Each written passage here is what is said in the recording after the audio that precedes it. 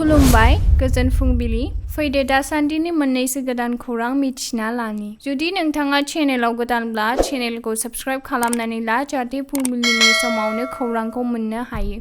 बिफां गायनायनि हेंथायै बिटिआर सरकारनि सायाव फेसबुकआव जेंना गोनां बिबुंथि होनायनि थाखाय इउपिपिएलनि मावख' नेहाथारि कमल अजदआ बिफाननिफ्राय एरख'जाबाय। एनडिएफबिनि गिबि मुंख्लं बि बांबुरगोरा थैनाय सानजों लोब्बा लाखिनानै बाक्सानि रुप'हि साम' हाथायाव इउनाइटेड फराम अफ एक्स एनडिएफबि आफादा 35थि मुंख्लं सान फालिदों। एनडिएफबि आफादा दाजेननाय समनिफ्रायनो एनडिएफबि आफादनिफ्राय बि बांबुरगोराया 14 सेप्तेम्बर खालाराव सुथुरनि आखायाव मुंख्लं जादोंमोन।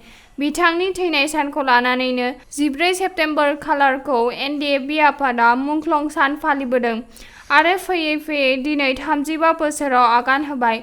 बेनिनो मैया मिरु इउनाइटेड फराम अफ एक्स एनडिएफबि आफादा बाक्सानि रुप'हि साम' हाथायाव सानसेनि मेहेरगोनां हाबाफारिजों 35थि मुंख्लं सान फालिदों। बिटिआरनि मावफुं सोद्रोमा प्रमद बर'आ मुंख्लं जारिमिनारि थावनि बिटिआर मेम'रियेल मिउजियाम गायसननो लानाय हाबाफारिखौ बेखेवदों। खौराङा एसेनोसै गोजोन्थों।